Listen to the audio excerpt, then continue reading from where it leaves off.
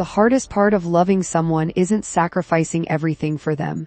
It's watching them become the person they always dreamed of and realizing they had no intention of taking you with them. I learned that lesson, standing in the marble lobby of St. Augustine Medical Center, not because I was sick, not because I needed help, but because security was dragging me toward the front doors, while the man I had spent 12 years building looked directly into my eyes and calmly said, "I'm sorry, I think you've mistaken me for someone else." Everyone around us laughed. Doctors, nurses, patients, medical students, no one knew that the woman being thrown out of the hospital had cleaned toilets, scrubbed strangers' kitchens, worked 3 jobs, and sold the only wedding ring she owned, just so the man pretending not to know her could wear the white coat everyone admired. My name is Grace Turner, and before that day, I believed love meant sacrifice. I was wrong. Love without respect is just slow heartbreak. Everything began 12 years earlier, inside a tiny diner off Highway 52. Back then, I was 19, waitressing during the day, cleaning offices at night, trying to keep my mother's old house from being repossessed. My father had died when I was 16, cancer. By the time he was gone, the hospital bills had taken almost everything. The only thing he left me was one sentence I never forgot. If you ever find someone worth believing in, believe in them completely. At 19, I thought I had. His name was Daniel Carter. He wasn't handsome in the movie star kind of way. He was awkward, quiet, always carrying medical textbooks thicker than phone books. Every Tuesday, he came into the diner, ordered the cheapest coffee on the menu, sat in the same booth, studied for hours, then left exactly $5. Every time, one rainy evening, I noticed something strange. He wasn't drinking his coffee. He was staring at the bill, counting coins in his hand. Over and over, I walked over. "Everything okay?" He smiled awkwardly. "I forgot my wallet. You've been coming here 6 months. I know you'll pay next time." He looked embarrassed. "I don't like owing people," I laughed. "Then become a rich doctor someday and pay me back." He smiled. "I'd like that." That was the first real conversation we ever had. A week later, he came back carrying a paper bag. "What's this?" He handed it to me. "I baked cookies." I stared at him. "You baked cookies?" He rubbed the back of his neck. I couldn't stop thinking about that coffee. "I figured I still owed you." I laughed so hard customers started looking at us. Those cookies tasted terrible, burnt, dry, almost impossible to eat. I finished every single one because no one had ever thanked me for something so small. That's how it started. No grand romance, no dramatic music. Just burnt cookies and 2 people trying to survive. 3 months later, he finally admitted the truth. "I might have to leave medical school." My heart sank. "What happened?" "My scholarship covers tuition, but not rent, not food. My second job fired me. I've already skipped classes to work construction. If I keep missing labs, I'll fail." I looked at him. "You've wanted to be a doctor your whole life." He nodded. "My mother died because she couldn't afford treatment. I promised myself I'd never let money decide whether someone lived." His voice cracked. "But promises don't pay rent." That night, I couldn't sleep. I kept thinking about Dad, about hospitals, about promises. The next morning, I made the biggest decision of my life. I picked up another cleaning job, then another. By the end of the week, I was working nearly 18 hours a day. Morning, I cleaned rich people's houses. Afternoon, I waitressed at the diner. Night, I cleaned office buildings. Daniel noticed immediately. "You look exhausted." I smiled. "I'm fine. You've lost weight. I'm just busy." One Friday, I slipped an envelope into his backpack. Inside was exactly 1 month's rent. No note, no name, just cash. That evening, he knocked on my front door. His eyes were red. "Did you do this?" I tried pretending I didn't know what he meant. "What? The money? I know it was you. It's a loan. I'll pay you back." He shook his head. "I can't accept it." I gently pushed the envelope back toward him. "You can. You just have one condition." "What? You finish medical school." He stared at me for several seconds. Then, for the first time, he cried, not loud, not dramatically, just silent tears. "I don't deserve you," I smiled. "Then become someone who does." 6 months later, we got married. Nothing fancy, a tiny courthouse, 2 witnesses, my father's old watch, a $10 bouquet, and rings we bought from a pawn shop. I remember apologizing. "I'm sorry I couldn't give you a real wedding." Daniel kissed my forehead. You are my real wedding. I believed him for years. I believed every word he ever said. Life wasn't easy. Sometimes our refrigerator contained nothing except milk, eggs, and hope. Every dollar mattered. Every bill felt impossible. When Daniel needed anatomy books that cost $800, I quietly sold my grandmother's necklace. He never knew when his car broke down during his 3rd year. I started taking 2 buses to work so he could keep driving. He never knew that either. One winter, our heating stopped working. The repair estimate was almost $2,000. We couldn't afford both the repair and his tuition payment. I told him, the heater can wait. For 3 weeks, I slept wearing 2 coats. He thought I liked cold weather. I never corrected him because every sacrifice felt temporary. Every hard day had a purpose. One evening, I was scrubbing the marble floor of a mansion 3 times bigger than any home I'd ever entered. The owner, Mrs. Alina Whitmore, stood quietly watching me. She had to be in her late 70s. Elegant, soft-spoken, the kind of woman who always noticed things other people ignored. You've been coming here almost 2 years. Yes, ma'am. I've never once heard you complain. I smiled. Complaining doesn't make the floor cleaner. She laughed, then asked something unexpected. What do you do with all the money you earn? I answered without thinking. My husband is becoming a doctor, so I invest in him. She studied my face for a long moment, then quietly said, I hope one day he realizes exactly what he owns. I smiled. So do I. I had no idea those words would haunt me years later. Daniel graduated first in his class. The auditorium erupted in applause. Parents cheered, families cried. I screamed louder than anyone when they called Dr. Daniel Carter. I cried so hard I could barely see him cross the stage. People thought I was emotional because he was my husband. They didn't know. I was watching 12 years of my own sacrifices receive a diploma. After the ceremony, Daniel hugged me tightly. We did it. I laughed through tears. No, you did. He shook his head. No, Grace, we. Everyone around us applauded. Someone even took our picture for a single moment. I truly believed every difficult day was finally over. I couldn't have been more wrong. 3 months later, Daniel started his residency at St. Augustine Medical Center, the same hospital where years later he would look into my eyes and claim he had never seen me before. The first 6 months felt like a dream. Daniel loved every minute of the hospital. Every night he'd come home exhausted, his white coat smelling like disinfectant, his eyes glowing with excitement. You should have seen today's surgery. You should have seen the little girl who smiled after we removed her cast. I actually saved someone's life today. I'd sit across from him, still wearing my cleaning uniform, listening like he was telling me the greatest story ever written. Because to me, he was. Every promotion, every compliment, every achievement felt like ours.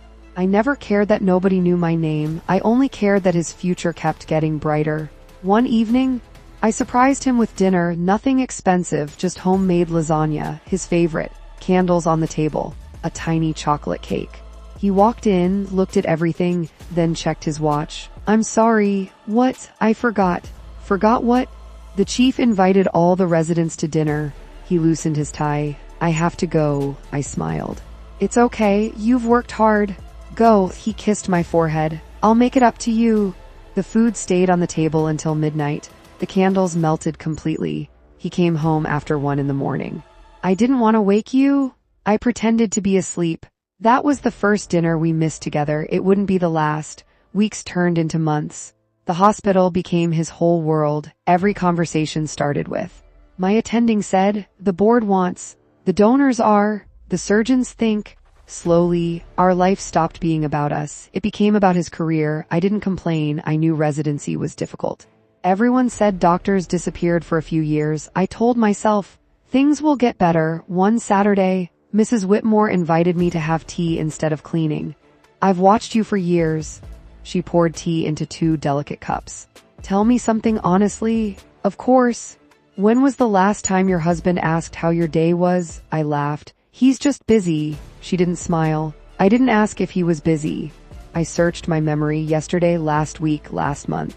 I couldn't remember. Mrs. Whitmore quietly stirred her tea. Be careful, Grace. What do you mean? Sometimes people become so focused on reaching the top, They stop looking behind them. I defended him immediately. Daniel isn't like that. I hope you're right. Her words stayed with me long after I left that Christmas. The hospital hosted its annual gala. Residents could bring their spouses. Daniel was excited. This is important. The department chair will be there. I want everyone to meet you. I spent almost 3 months saving for a dress. Not designer, not expensive, just elegant enough that I wouldn't embarrass him. The ballroom was breathtaking. Crystal chandeliers, live orchestra, doctors in tailored tuxedos, women wearing gowns worth more than my yearly salary. I suddenly felt small. Daniel squeezed my hand. You look beautiful. I smiled. So do you. For a while, everything felt perfect. Then the department chair approached. Daniel, he shook Daniel's hand enthusiastically. And who is this lovely lady? Before Daniel could answer, a glamorous woman stepped beside the chairman. This is my daughter, Victoria. She had perfect hair, perfect makeup, perfect smile. She extended her hand. You must be Daniel. I've heard so much about you. Daniel smiled. Hopefully all good things. Oh, my father never stops talking about his favorite resident. I noticed something. She never looked at me, not once, almost as though I wasn't standing there. The chairman finally turned toward me. And you are? I opened my mouth. Daniel answered first. This is Grace, my wife. The chairman smiled politely. Wonderful. Then he was pulled away by another guest. Victoria remained. She looked at Daniel. Would you save me a dance later? He laughed awkwardly. I don't dance. She smiled. You'll learn. As she walked away, I caught her looking back at him twice. On the drive home, I teased him. I think someone likes you. Daniel laughed. You're imagining things. I don't know. She seemed interested. He shook his head. Grace. She's the chairman's daughter. Women like her don't look twice at people like me. I smiled. Maybe they do now. He reached across the console and held my hand. I only need one woman looking at me. I believed him. Again, a month later, the phone bill arrived. Daniel's phone kept buzzing during dinner, message after message. I smiled. Popular doctor, he chuckled. Group chat. I didn't think twice about it until his phone vibrated again while he was showering. The screen lit up. Victoria. Can't wait to see you tomorrow. Smiling face with smiling eyes. I stared at the notification. Maybe it was innocent. Maybe when Daniel came out, I casually asked, so, you and Victoria seem to talk a lot. He dried his hair. We're organizing a charity fundraiser. Oh, that's all. He looked surprised. What else would it be? I immediately felt guilty. I'm sorry. I trust you. He kissed my forehead. You have nothing to worry about. Those words should have comforted me. Instead, they echoed inside my head. 3 months later, Mrs. Whitmore collapsed inside her home. I found her lying beside the staircase. Eleanor, she barely opened her eyes. Call an ambulance? I called 911, held her hand, stayed beside her until paramedics arrived before they closed the ambulance doors. She squeezed my wrist. If anything happens, promise me you'll come see me. I promise. She smiled faintly. Good girl. The next morning, I visited her at St. Augustine Medical Center. Ironically, Daniel was assigned to another wing. He never even knew she was there. Mrs. Whitmore looked weak but peaceful. She motioned for me to come closer, then whispered something unexpected. I never had children. I frowned. I know, so I've spent years deciding who deserves what I've built. I laughed softly. You'll outlive all of us. She smiled. Humor me, then she asked. Have you ever wondered why I kept hiring only you? When dozens of cleaning companies charged less, I blinked. I assumed you liked my work. I did, but that's not why. She reached into her bedside drawer, pulled out an old photograph. It showed a young soldier, standing beside my father. My breath caught. You knew my dad? We weren't just friends. We built our first business together. I couldn't believe what I was seeing. He once saved my life. Tears filled her eyes. I've spent 20 years trying to repay a debt. To a man who refused to accept money. She took my hand. So I waited until I found someone who reminded me of him. Before I could answer, a nurse entered the room. Mrs. Whitmore, it's time for your tests. She smiled at me. We'll finish this conversation soon. I had no idea those would be the last words she would ever say to me 3 days later. Mrs. Eleanor Whitmore died peacefully in her sleep. The funeral was private. I cried harder than I expected. Daniel couldn't attend. He said surgery schedules couldn't be changed. I'll visit her grave with you later. He never did. A week after the funeral, I received an elegant envelope, no return address. Inside was a handwritten note. Grace, please attend the reading of Eleanor Whitmore's will. She specifically requested your presence. My heart started racing. Why would she ask for me, and why? Had she waited until after her death to tell me the truth? I sat in the attorney's office wondering if there had been some kind of mistake. The room smelled of old books and polished wood. Family portraits lined the walls. A grandfather clock ticked softly in the corner. Everything felt too expensive for someone like me. The receptionist smiled warmly. Mrs. Carter, Mr. Harrison will see you now. I followed her down a long hallway inside the office. 3 attorneys were already waiting. One of them stood. Grace Turner Carter, yes. He extended his hand. My name is William Harrison. I represented Eleanor Whitmore for 34 years.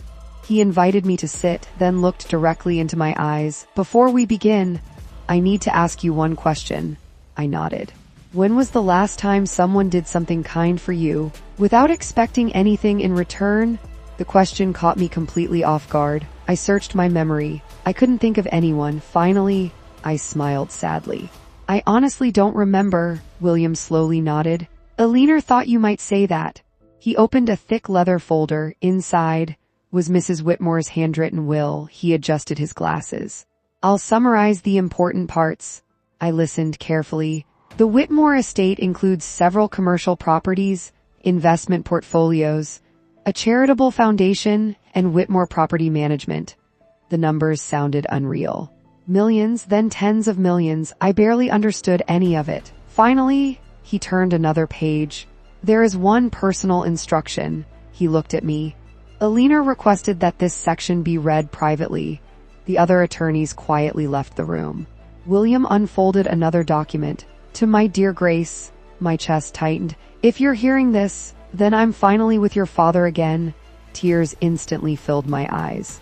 I promised him that if I ever found someone with his heart, I would never let life punish that kindness. William paused, then continued reading. For years, I watched you sacrifice everything without asking for recognition. You never complained. You never expected applause. You simply loved. Another pause. Unfortunately, I also watched the man you loved become someone who slowly stopped noticing. My breathing became heavier. How could she have known? William quietly slid several photographs across the desk. They were security stills, not from hidden cameras, from public charity events, hospital fundraisers, medical galas. Each one showed Daniel, standing beside Victoria, laughing, talking, sometimes standing much closer than I expected. I frowned. What is this? William answered carefully. Eleanor hired investigators. Not because she distrusted you, because she wanted to know whether the man you sacrificed everything for still deserved you. I stared at the photographs.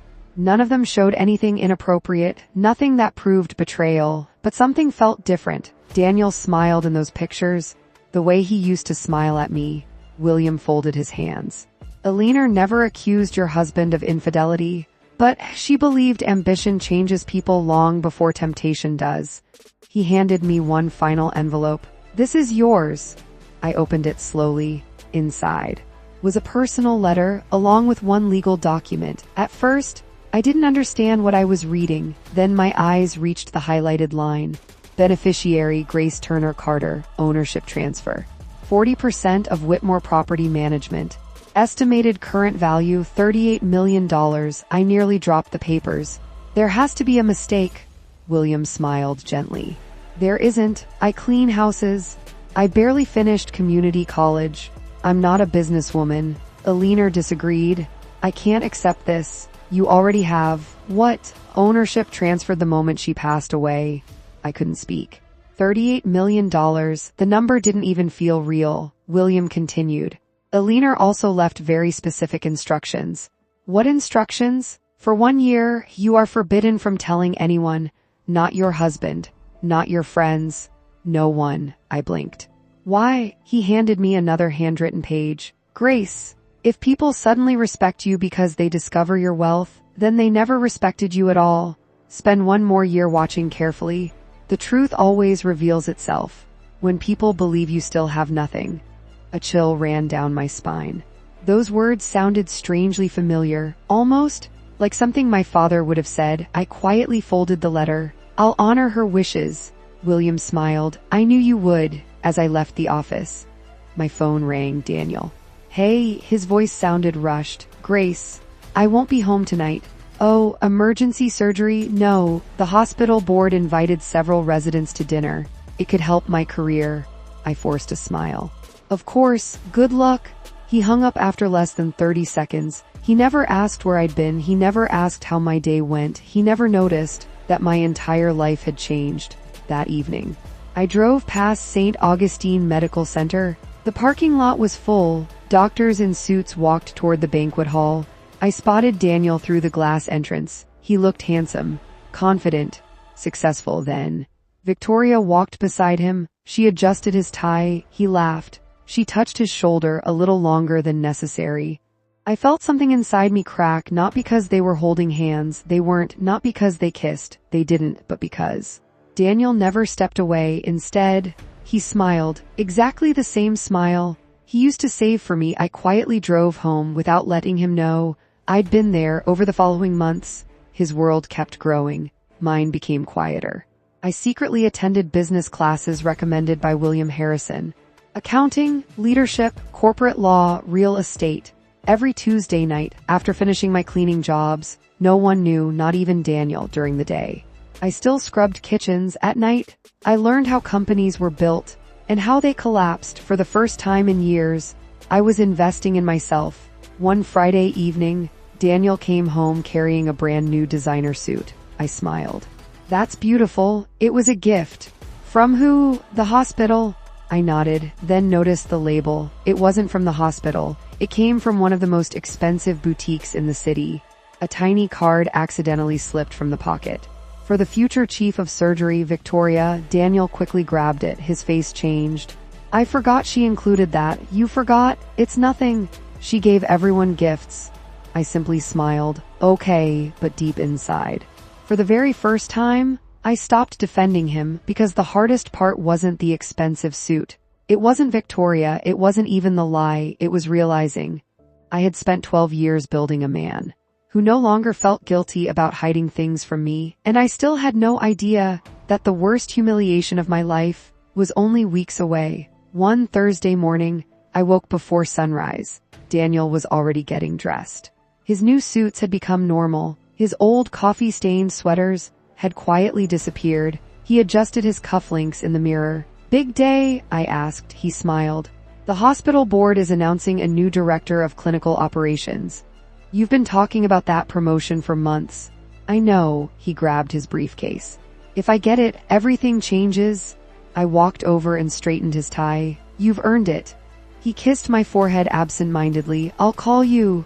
Then he left. I looked around our tiny apartment, peeling wallpaper, old furniture.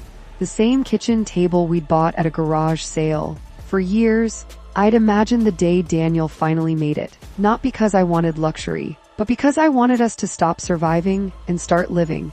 I had no idea that while I was planning our future, he was already planning one without me. That afternoon, I finished cleaning a townhouse across the city. My phone rang. Daniel. I smiled immediately. Congratulations. He sounded excited. I got it. I knew you would. I'm officially director of clinical operations. I nearly cried. I'm so proud of you. There's more. The hospital is hosting a celebration tonight. Can you come? Of course. I'll text you the address. I love you. There was a pause. Longer than usual. Then, you too. The line disconnected. I stared at my phone. He used to say, I love you more. Now, it had become, you too. I hurried home, showered, pulled out the nicest dress I owned. The same navy blue dress I'd worn at the Christmas gala. I looked in the mirror. The dress was 4 years old, but it was clean, elegant, simple. I smiled. Tonight wasn't about impressing anyone. It was about celebrating Daniel. St. Augustine Medical Center looked more like a luxury hotel than a hospital. Valet parking, red carpet, news cameras, local politicians, major donors, everyone important seemed to be there. I suddenly felt out of place. A valet smiled politely. Good evening. I'm here for Dr. Daniel Carter. He checked the guest list. Yes, ma'am, please enjoy the reception. Inside, the ballroom sparkled with crystal lights, champagne glasses, live piano music. Doctors laughed together, photographers moved from table to table. I searched the room until I saw him, Daniel, standing on stage, receiving applause, my heart filled with pride. That's my husband. I quietly walked toward him. Before I reached the stage, someone else got there first, Victoria. She hugged him long, very long. The audience applauded again. Someone shouted, "What a team!" Another person laughed. "The future power couple of St. Augustine?" Everyone laughed. Daniel laughed too. He never corrected them. My smile faded. An older surgeon noticed me. "Oh, you must be..." He hesitated. Daniel looked over. Our eyes met. For just 1 second, I expected him to smile, wave, call me over. Instead, something strange crossed his face. Almost panic. Victoria noticed me too. She leaned closer to Daniel and whispered something. I couldn't hear the words, but I saw his expression change. Then, he looked away. The ceremony continued. Awards, speeches, photographs. Almost an hour passed. Daniel never came to find me. Finally, I walked toward him. "Daniel," he turned. "Oh, you made it." I forced a smile. "Of course. I wouldn't miss this." Before he could answer, Victoria interrupted. "Daniel, the chairman wants you." He nodded immediately. "I'll be right there." Then he looked at me. "Can you wait? I'll only be a minute." I waited. 1 minute became 15. 15 became 40. Finally, I decided to find him. I wandered through a quiet hallway behind the ballroom. Most of the lights were dim. At the end of the corridor, I heard voices, Victoria's and Daniel's. I wasn't trying to eavesdrop. I was simply walking toward them. Then, I heard my name. "Grace is a good person." Daniel sighed heavily. "I know." Victoria crossed her arms. "Then why are you still married?" Silence. My heart stopped. Daniel answered quietly. "It's complicated." Victoria laughed. "No, it's actually very simple. If you want a future in this hospital, you need to stop living in the past." Another long silence.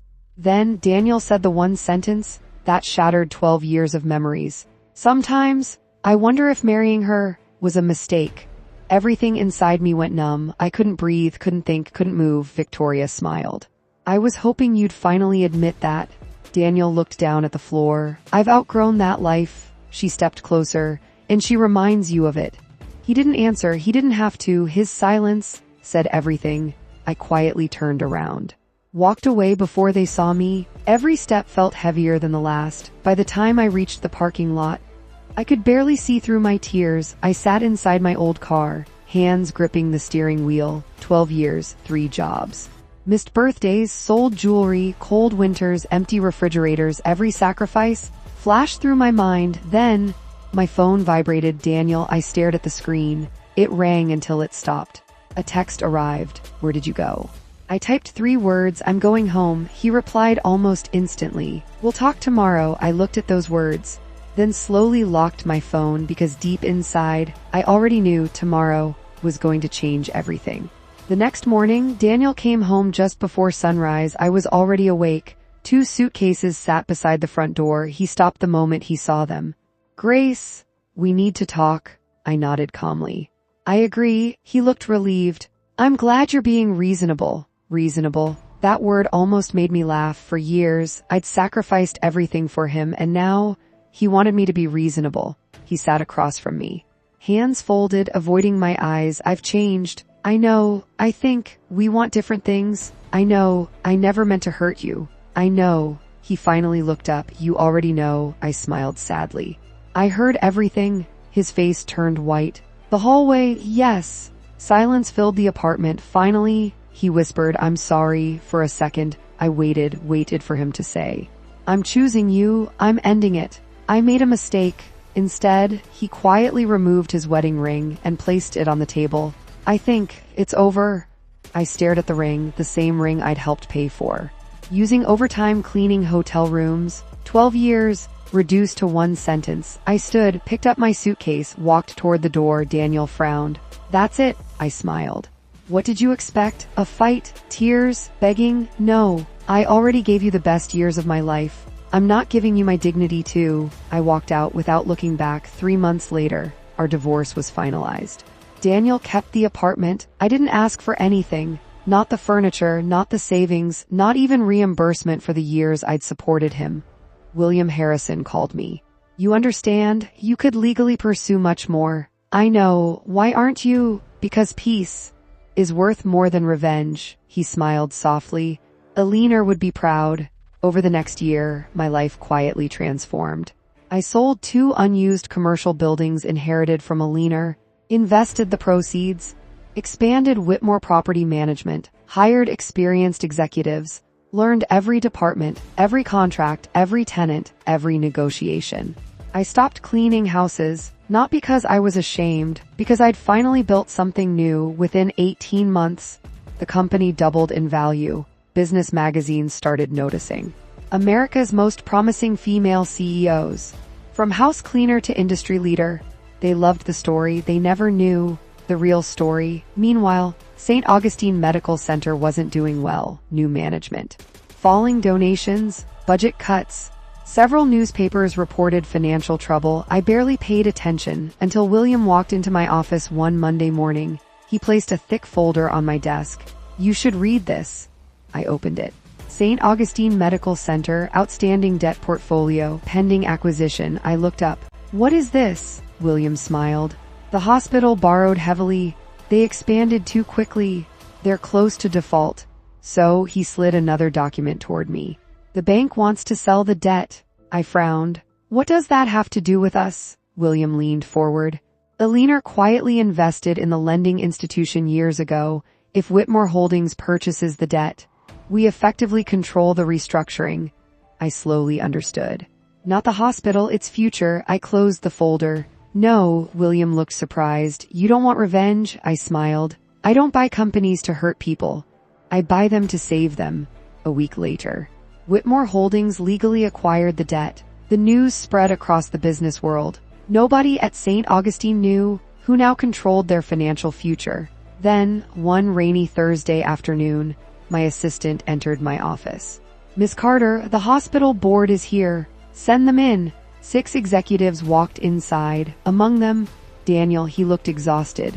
Older, gray streaks lined his hair, dark circles surrounded his eyes for several seconds. He didn't recognize me. Then, his eyes widened. Grace, I stood, wearing a tailored navy business suit. No cleaning uniform, no rubber gloves, no apology, just confidence. The board chairman smiled nervously. Miss Carter, we're hoping Whitmore Holdings can help save St. Augustine. Daniel stared at me. You own Whitmore? I nodded. I do. His voice shook. I didn't know. I know. He slowly sat down. Almost unable to breathe, Victoria wasn't there. I noticed immediately. The chairman sighed. She resigned 6 months ago.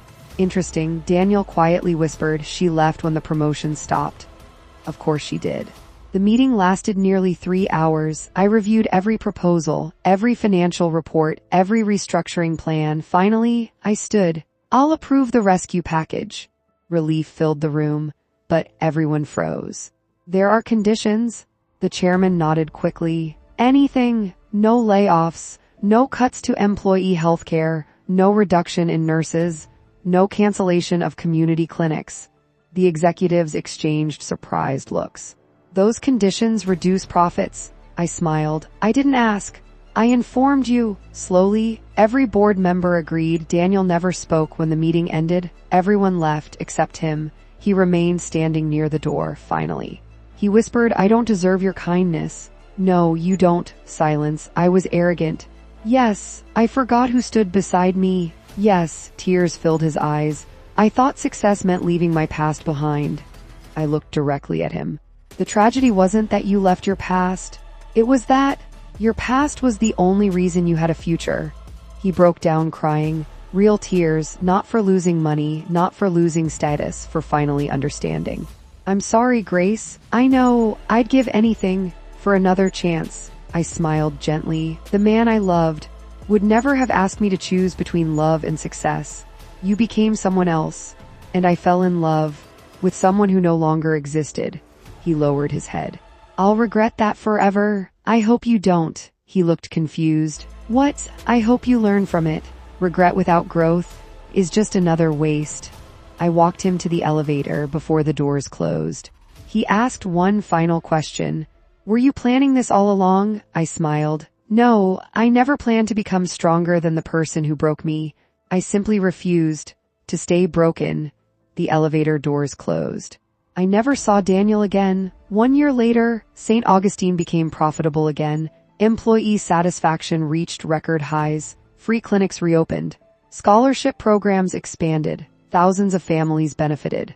One evening, I visited Eleanor Whitmore's grave. Fresh flowers covered the stone. I placed another bouquet beside them, then quietly smiled. You were right. Kindness isn't weakness. It just takes longer to reveal its strength. As I walked away, I thought about the woman I used to be, the exhausted cleaner, working 3 jobs, believing her worth depended on someone else's dreams. She had no idea that one day she wouldn't need anyone to choose her, because she'd finally learned to choose herself, and that became the greatest success of all.